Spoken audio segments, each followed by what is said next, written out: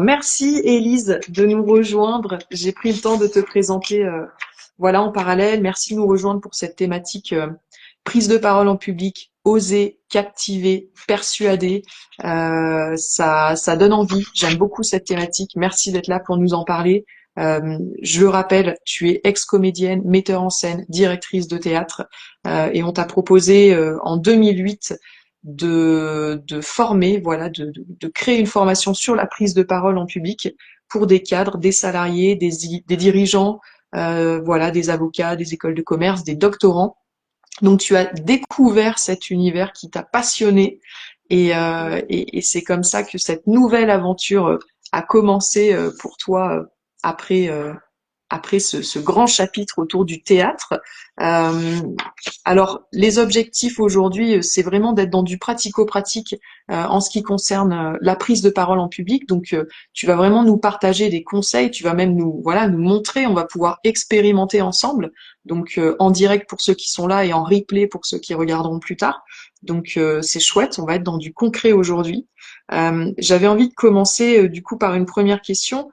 Pourquoi on t'a sollicité pour de la prise en parole en public? Pourquoi les gens viennent te voir pour de la prise de parole en public? Bah, le tout début de l'histoire, c'est un dîner. C'est un dîner dans lequel je racontais avec des amis une aventure extraordinaire qui m'est arrivée parce que je faisais des ateliers en centre social et je trouvais ces gamins absolument tout ce qu'ils avaient en eux absolument extraordinaire. Et il y avait ce que je ne savais pas, un directeur d'un organisme de formation qui était présent et qui me dit, mais ce serait super que tu fasses ça pour les salariés, cadres, dirigeants. J'ai pas trop vu au départ et puis je me suis lancée et ce que j'ai adoré en fait, mais je m'en suis rendu compte dès la première formation, c'est-à-dire une proximité entre le travail de metteur en scène et le travail de prise de parole en public, parce que lorsque vous êtes metteur en scène, vous créez un personnage avec un acteur, sa façon de bouger, sa façon de parler, sa façon de regarder, c'est tout un imaginaire qui est en travail pour créer la justesse du personnage. Or, quand on fait une prise de parole en public, bah, la personnalité est déjà là. Par contre, effectivement, il y a des croyances limitantes, il y a des peurs et c'est ça qu'il faut dégager. Mais en 3 heures, il est tout à fait possible que tout d'un coup, la personne se rende compte de sa souveraineté. Donc, c'était immédiat et c'était très gratifiant et c'est ça que j'ai adoré. Ok, donc pour le coup, on n'est pas dans de l'acting ou de la comédie. C'est-à-dire qu'on est vraiment dans la révélation de ce qui est en fait quoi, voilà, de ce qui est déjà là et une prise de pouvoir, un retour à sa souveraineté. Absolument, je dis qu'il y a 8 milliards de personnes sur Terre, il y a 8 milliards d'orateurs. Il y a 8 milliards de façons de parler absolument différentes. Et moi, ce qui m'intéresse dans la personne, c'est justement sa singularité. Ce qu'elle va penser être des défauts va peut-être au contraire se transformer en qualité. On va pouvoir jouer avec. Et c'est ce qui est intéressant, c'est la singularité de la personne, sa manière de parler. Il ne s'agit pas de faire du média training et de parler tout le monde de la même manière, mais au contraire, justement, quelqu'un qui va plutôt avoir une toute petite gestuelle va être toutefois complètement passionnante tout en travaillant sur sa prosodie, ou alors quelqu'un va avoir besoin d'une très très grande gestuelle et il va falloir rendre cette justesse à cette gestuelle et surtout rendre une cohérence entre le fond et la forme. Et tout ça à partir de techniques. Ok, donc justement, ce sont ces techniques. Ma question, c'était justement comment on fait émerger en fait ce qui est déjà là, comment on fait émerger cette singularité, comment on l'aide à prendre sa place. Donc là, c'est la technique en fait qui vient répondre à ce comment. C'est ça? Oui, oui, tout à fait. Oui, il y a un socle très très important. Bah là, ça vient du théâtre hein, directement. La base de la base pour moi, le couteau suisse, c'est la respiration abdominale, parce que la respiration abdominale vous permet un bon ancrage, une bonne colonne vertébrale, d'être bien en détente. Ça fait travailler sur le nerf vague et ça vous apporte également la deuxième technique que je vous donnerai après. Mais sur la première technique, j'aime bien la donner en avance des ateliers parce qu'elle est effectivement fondamentale pour la détente, pour tous, c'est cette respiration abdominale. Et donc, j'envoie des petits tutos avant les ateliers, mais là, je veux bien vous donner dès maintenant ce petit tuto. Donc, Ok. c'est pour ça que je fais l'échange debout. Ouais, bien. Donc, vous êtes bien en détente, le dos bien droit et les épaules bien basses. Une main sur le ventre, c'est le seul exercice que j'autorise devant le miroir. Pas d'exercice de prise de parole en public devant le miroir parce que vous luttez contre votre image et ça peut être au contraire perturbant. Alors que toute la prise de parole en public, c'est de votre ressenti. mieux vous êtes, mieux votre public sera. Donc déjà, la respiration abdominale, une main sur le ventre, vous regardez votre profil dans le miroir.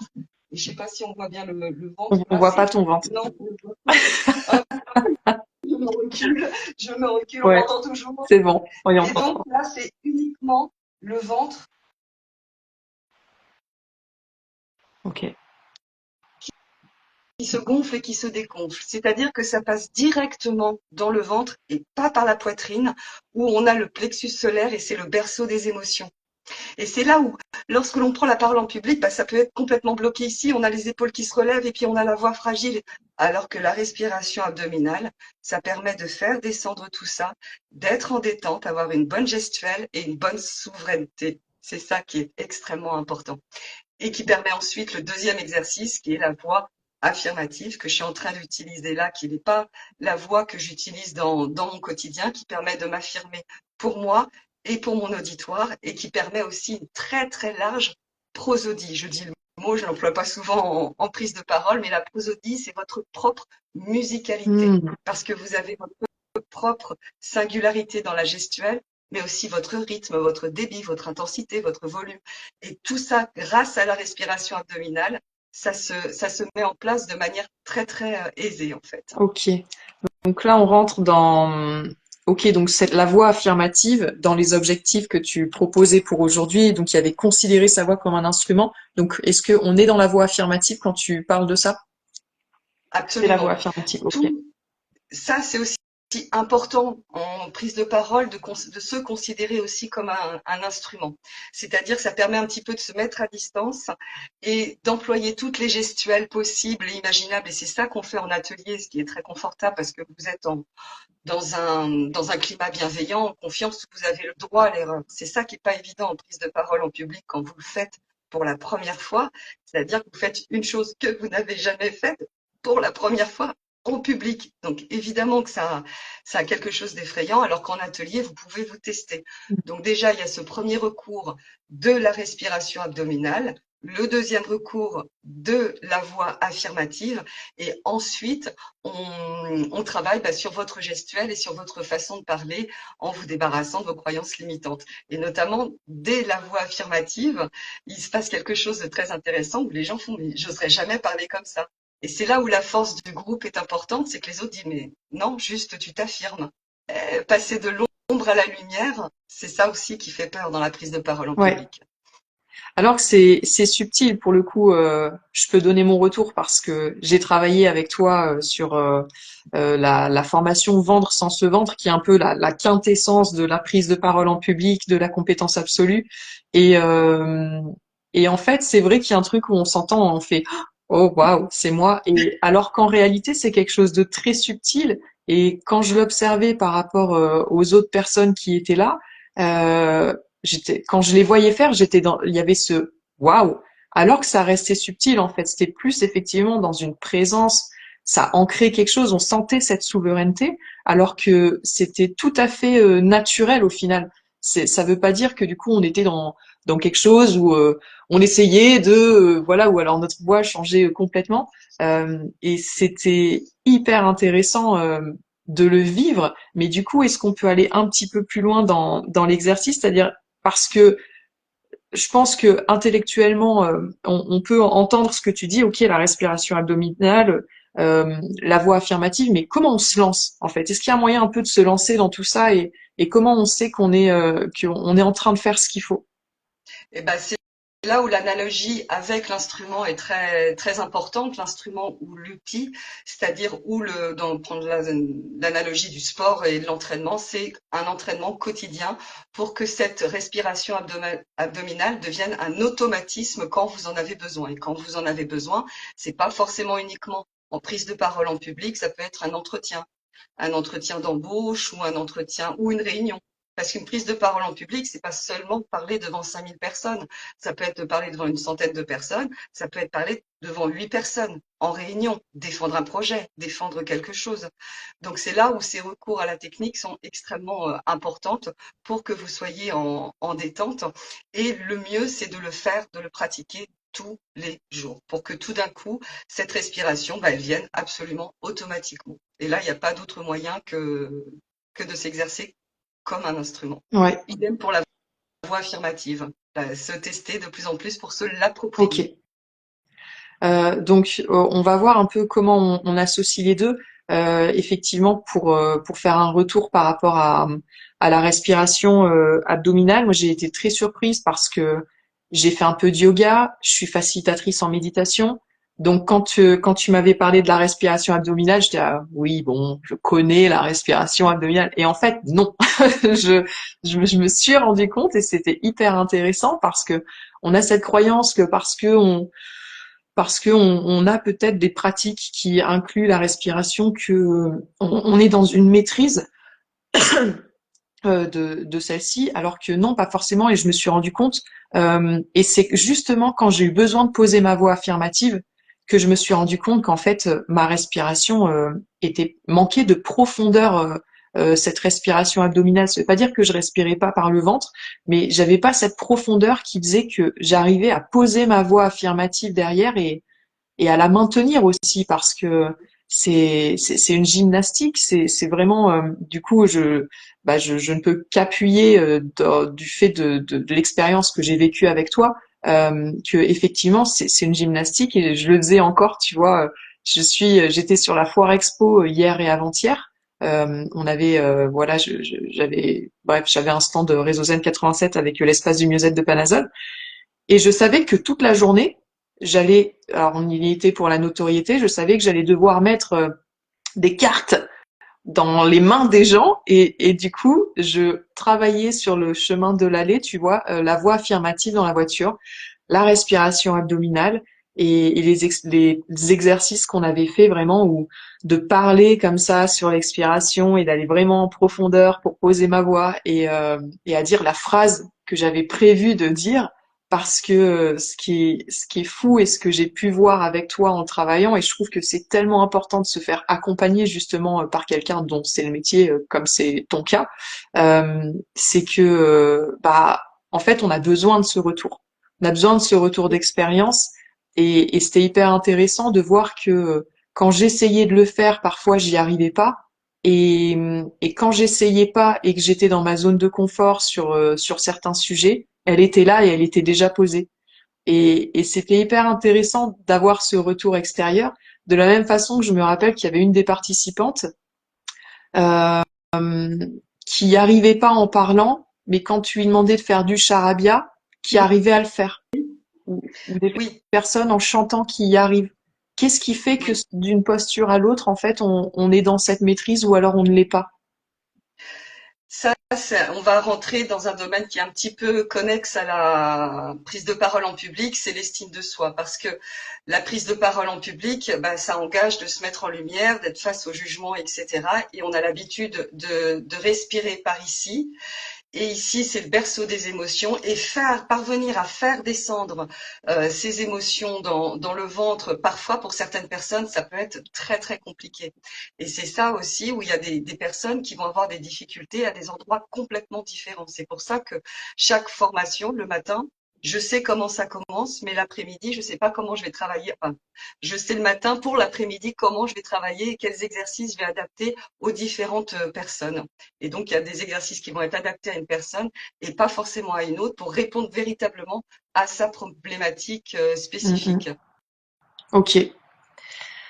Donc du coup, parce que du coup, je sais parce qu'on l'a déjà fait ensemble cet exercice. Est-ce que tu peux nous dire comment on peut lier la voix à la respiration abdominale? Donc première chose que tu nous as conseillé, c'est déjà de faire cet exercice juste de respiration en mettant la main sur le ventre et vraiment en inspirant par le ventre et en expirant complètement et cette main pour sentir en fait l'évacuation. Moi, je me rappelle, je n'évacuais pas tout l'air dans mon ventre en fait. Donc je le dis parce que je pense qu'il y a des gens qui, comme moi, peut-être, pourront le faire et en fait, ne pas. Moi, je me suis rendu compte qu'il fallait que je force, que j'avais un effort à faire pour évacuer cet air-là.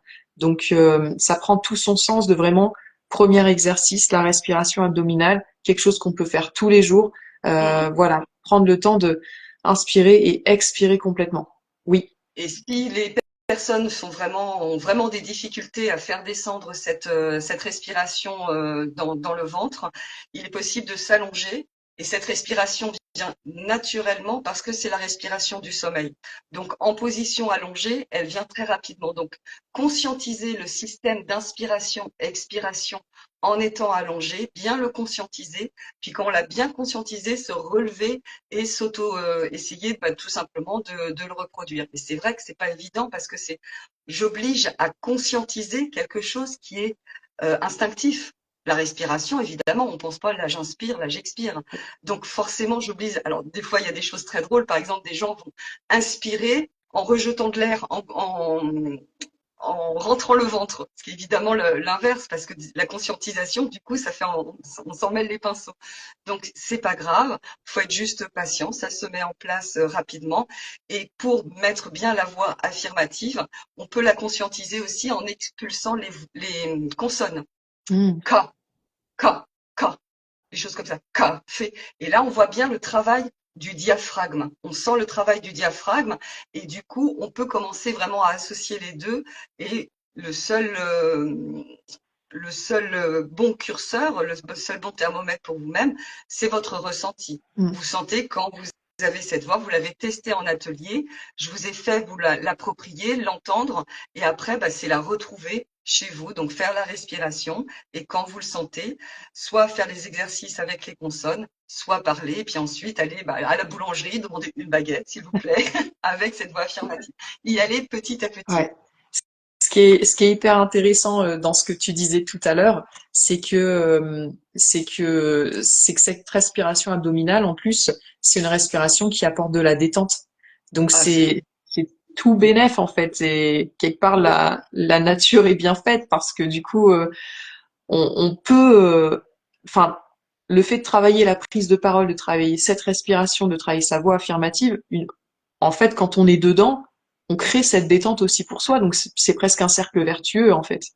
C'est un cercle vertueux, exactement, oui. Ça permet vraiment l'ancrage et la présence. Mm, mm. Donc, plus la voix affirmative. C'est vraiment le couteau suisse, c'est la base pour faire une bonne prise de Ouais. parole en public. Ouais. Ok. Donc, on retient café pour les consonnes, pour travailler Ça ça. marche aussi avec chocolat. Chocolat. Ça, je suis sûre Ça que marche ça va aussi avec parler à plus de des personnes consonnes, qui vont regarder. peut-être, ouais. C'est des consonnes qui sont importantes. Les consonnes. Ok. Et alors, moi, j'ai vraiment envie d'inviter les gens à venir vivre la prise de parole en public avec toi euh, parce que en fait, ça nous sort un peu de notre zone de confort, mais c'est un cadre qui est hyper bienveillant et le retour du groupe fait toujours du bien. J'ai trouvé que la sécurité était très vite posée dans le groupe et surtout, bah, quand on démarre tout seul chez soi, l'air de rien, de travailler le café, bah, on peut se sentir un peu con en fait et se heurter, je trouve, à son propre jugement. Que là, venir l'explorer, bah, avec ton retour où c'est ton métier. Enfin, je trouve que tu as vraiment cette analyse qui apporte une richesse qui est difficile de trouver quand on le fait seul, bien évidemment. Ça, après, c'est tout le travail effectivement de metteur en scène où je vais essayer vraiment d'adapter. Ça commence pratiquement dès que la personne arrive, on prend un café, on s'installe, on discute. Mais moi, je commence déjà à travailler, c'est-à-dire je vois comment la personne elle parle, comment elle regarde, comment elle bouge, et je commence à entrevoir en fait la souveraineté à atteindre en fin de journée. C'est comment la personne elle est bien quand elle parle. Ok, donc Le climat de confiance est effectivement extrêmement important puisque je veux que la personne clair. soit bien dans le plaisir, parce que le plaisir de la personne, c'est le plaisir de l'auditoire. Donc moi, mon objectif premier, même si ça peut paraître complètement contre-intuitif, mais il y a le plaisir de la prise de parole en public. Il faut qu'il Hmm. ait ce plaisir-là, parce que sinon le public n'en Et aura pas. oui, et ça fait partie de ce que tu disais. Tu parlais aussi du plaisir de dire. Est-ce que Oui. voilà, c'est ce que tu es en train d'évoquer là, que voilà, on va aussi chercher ça, sinon ça n'a pas d'intérêt. Et il peut, j'imagine que ça fait partie de ce relâchement d'ailleurs, que ça participe à ça. C'est extrêmement important. Il y a tellement de préjugés par rapport à la prise de parole en public. 75% des personnes dans le monde, c'est une étude transnationale, souffrent de ce qu'on appelle la glossophobie. Ok. C'est la peur de prendre la parole en public. 75%, c'est énorme. Non. Donc les 25%, j'imagine, ce sont des gens qui sont déjà habitués. Mais est-ce que ce ne sont que ces 25%-là qui ont des choses à dire? Non. Oui. Il y a 75% des gens qui ont des choses passionnantes à dire. Et vraiment, pour avoir eu beaucoup de timides en prise de parole en public, vraiment, vous avez des choses à dire. Sortez de vous-même. Yes. Excellent. Euh, Une autre clé qui est hyper importante dans tout ça, qui fait partie des objectifs que tu as posés pour ce direct, c'est la posture. Oui. On le voyait d'ailleurs quand t'expliques, quand tu parles de la voix, de la respiration abdominale, on voit que ta posture, elle est déjà différente dans tout ça. Qu'est-ce que tu peux nous dire là-dessus, en tant que vraiment clé pour la prise de parole en public? La posture, ça fait partie alors des trois éléments essentiels de la rhétorique. Quand on prend la prise de parole en public, on a l'éthos, le logos et le pathos. Et l'éthos, c'est l'orateur. Et l'orateur, c'est ça que je m'évertue à chercher, la souveraineté de l'orateur, c'est-à-dire comment vous parlez. Ce que je disais en début de notre entretien, il y a des personnes qui vont être très sans bouger, mais elles vont être absolument passionnantes, ou des personnes qui vont être très extraverties. Mais il y a des personnes qui sont extraverties en prise de parole en public qui vont l'être de la mauvaise manière parce que ça va être pour combler une timidité. Alors ils vont parler très très vite, ils vont faire beaucoup de gestuels, ils vont faire avoir des mots parasites et puis ils vont enclencher comme ça et du coup ils vont fatiguer leur auditoire. L'essentiel c'est d'être en souveraineté. Quoi que vous fassiez, vous avez le bon ancrage, vous avez la présence, vous avez le message et tout ça doit être bien, comment dire, dans une logique, dans une j'ai le mot congruence en tête, mais je ne l'aime pas du tout. Enfin, dans une adéquation entre le fond et la forme, en fait. Ok, C'est le principe d'authenticité. Plus vous êtes authentique, mieux le message passe. d'accord. Et c'est vrai qu'il faut l'assumer. Et c'est ça qu'on travaille en atelier, que vous soyez bien. Et le message Et passe est-ce bien. qu'il y a des clés qui sont les mêmes pour tout le monde en termes de posture? J'imagine que oui. Alors, les clés pour tout le monde, c'est la respiration abdominale et la voix affirmative. Après, non. C'est vrai, même pour la Il y a pas posture, de la façon de se la tenir. posture. Alors, la colonne vertébrale bien droite, les épaules bien basses et un bon ancrage. C'est-à-dire que le bon ancrage, ça peut être, vous pouvez marcher, vous pouvez prendre tout l'espace, mais pas le faire pour combler votre stress. Hmm. Vous le faites parce que tout d'un coup, vous adressez à des personnes du public et à droite et à gauche pour s'adresser à tout le monde.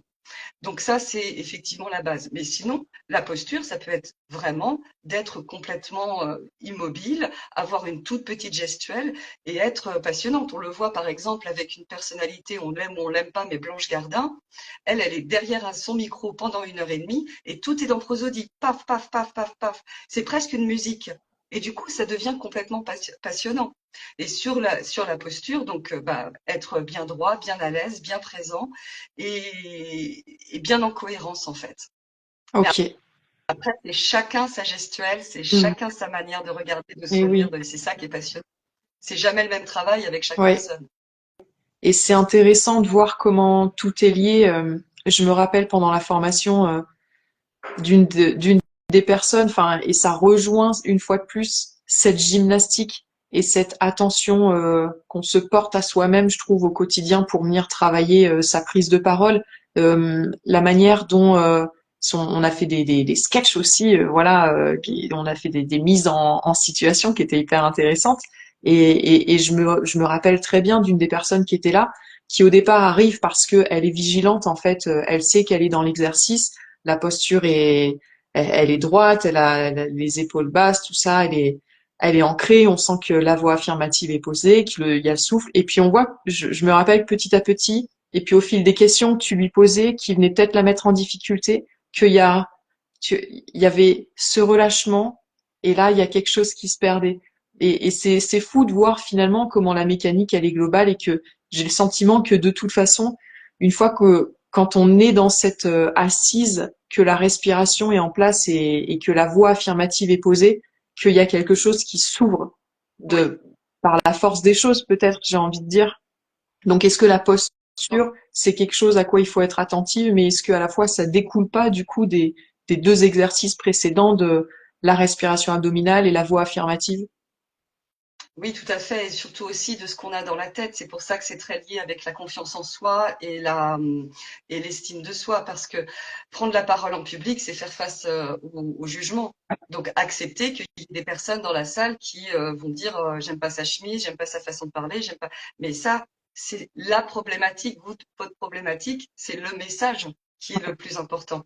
Et et de rester ancré en fait dans ce moment présent qui est ce que vous avez à dire et à échanger et à partager. De prendre ce risque-là qui est très important parce que ça vous fait gagner énormément de confiance en vous après par la suite, à condition aussi de bien s'analyser. Il y a l'avant, le pendant et l'après de la prise de parole en public. L'après est très important. Commencez toujours par se féliciter. Ça, c'est un Ok. ordre. On a 60 000 pensées par jour et 6 à 8 pensées sur 10 sont négatives. Waouh, On est dur. dans l'autoflagellation en permanence et on s'est les mêmes pensées que la veille, l'avant-veille, l'avant-veille.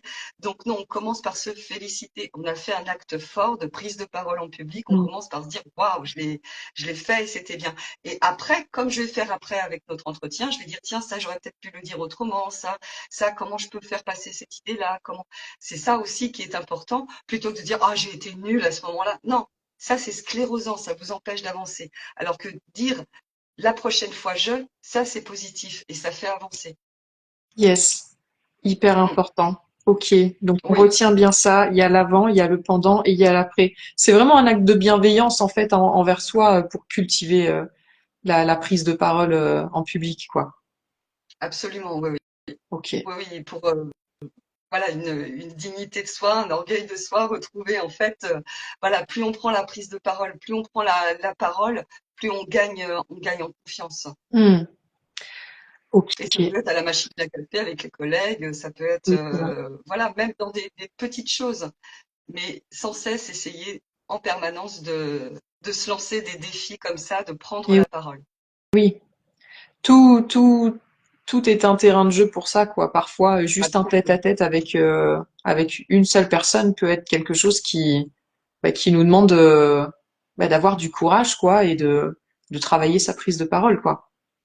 Oui, oui, parce que il y a des personnes qui peuvent être un petit peu écrasantes, Mm. qui peuvent un petit peu essayer de vouloir dominer. Et il faut savoir résister aussi à ça, avec tout en ayant la bonne posture et de résister à cet écrasement-là et Mm. de répondre aux mots plutôt qu'à l'attitude de la personne. Et c'est là où la respiration abdominale est aussi très précieuse parce que ça invite à répondre et non pas réagir. Mm. Action-réaction. Et c'est là où on peut dire des bêtises ou quoi que ce soit, alors que si on prend les mots de la personne, on prend une respiration et là on répond clac aux mots de la personne. Et du coup, ça peut être très déstabilisant pour la personne en face qui a essayé de vous écraser. Ah, ça marche pas, il n'y a plus de prise après sur la Yes. personne. Donc c'est pour ça que c'est aussi important, y compris dans la vie personnelle. Dac. Ok. Eh bien, merci, Élise. J'ai l'impression, en C'est tout déjà cas, fini. de quoi? C'est déjà Ah, fini. presque, presque.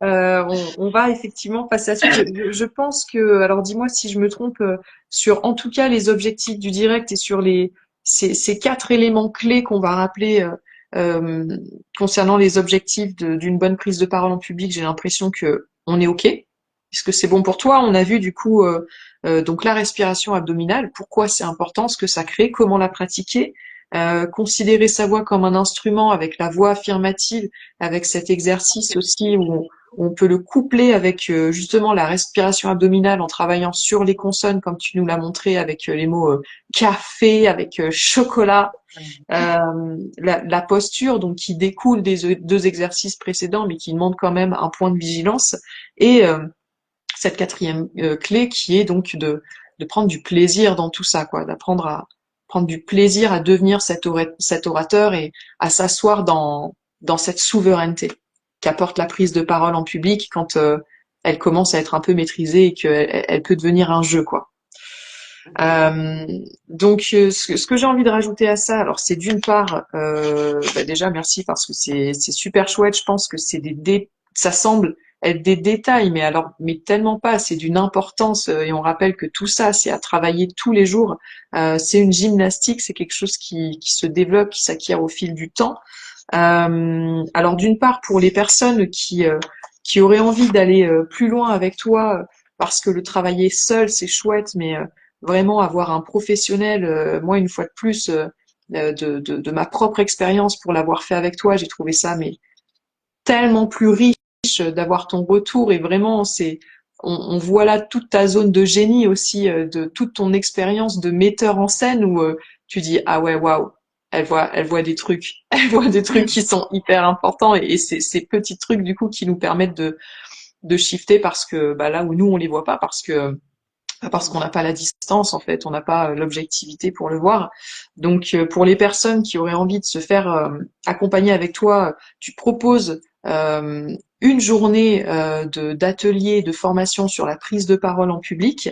La prochaine sera le 28 juin, le samedi 28 juin, et tu proposes un tarif spécial pour voilà pour les personnes qui vont regarder direct. D'ailleurs, je me rappelle pas qu'on ait parlé d'une date d'échéance pour ça, mais bon, de toute façon, je vais mettre une publication demain, ce sera dessus. Mais en tout cas, tu proposes 20 euros de remise, ce qui est super cool. Ça fait une journée à 80 euros au lieu de 100 euros. C'est vraiment une belle opportunité d'aller travailler sa prise de parole en public.